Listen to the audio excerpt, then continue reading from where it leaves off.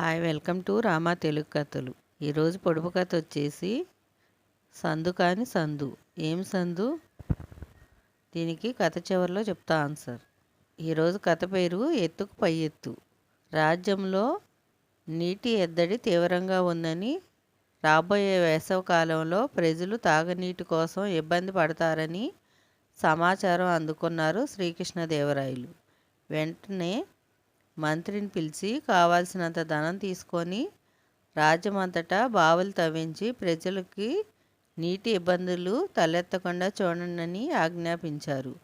కొన్ని రోజుల తర్వాత మంత్రి రాజుగారిని కలిసి, ప్రభు, మీరు చెప్పినట్టుగానే బావులు తవ్వించాను, ఇప్పుడు నీళ్లు సమృద్ధిగా ఉన్నాయని చెప్పాడు. మేము వచ్చి స్వయంగా చూస్తామని శ్రీకృష్ణదేవరాయలు తనిఖీ చేయడానికి బయలుదేరారు. నగరంలో ఓ చోటుకి తీసుకువెళ్ళి తవ్విన బావులను చూపించాడు మంత్రి.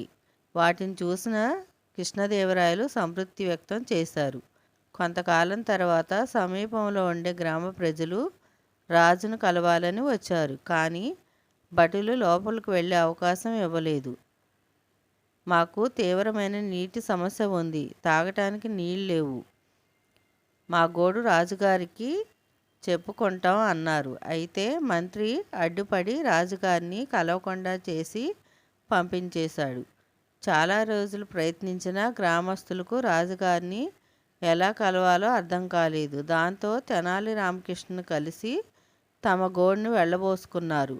తెనాలి రామకృష్ణ వారి సమస్యను పూర్తిగా విని మీకు న్యాయం చేస్తానని వాళ్లకు మాట ఇచ్చాడు.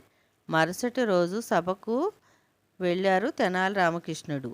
అందరూ సభలో ఆసీనులై ఉండగా, మహారాజా, మీరు ప్రజల కోసం తవ్వించిన బావులను ఎవరో ఎత్తుకెళ్ళారు అని ఫిర్యాదు చేశాడు. ఆ మాటలు విన్న కృష్ణదేవరాయలు, బావులు ఎత్తుకెళ్ళడం ఏమిటి అని ఆశ్చర్యంగా అన్నారు. నేను చెప్పేది నిజం మహారాజా, కావాలంటే మీరే వచ్చి చూడండి. బోలెడు ధనం పెట్టి రాజ్యమంతటా తవ్వించిన బావుల్ని ఎవరో ఎత్తుకెళ్ళారని అన్నాడు తెనాలి రామకృష్ణుడు. దాంతో విషయం ఏంటో తెలుసుకోవాలని స్వయంగా రాజు బయలుదేరి వెళ్ళారు. రాజ్యమంతటా తిరిగితే ఎక్కడా బావులు కనిపించలేదు. మంత్రి బావులు తవ్వకుండా ఆ ధనమంతా తానే తిన్నాడని రాజుగారికి అర్థమైంది. మంత్రిని పిలిచి చివాట్లు పెట్టడంతో తప్పు ఒప్పుకొని క్షమించమని కోరాడు. ఆ తర్వాత కొట్టేసిన ధనంతో వెంటనే బావును తవ్వించాడు. దాంతో ప్రజల నీటి బాధలు తొలగిపోయాయి.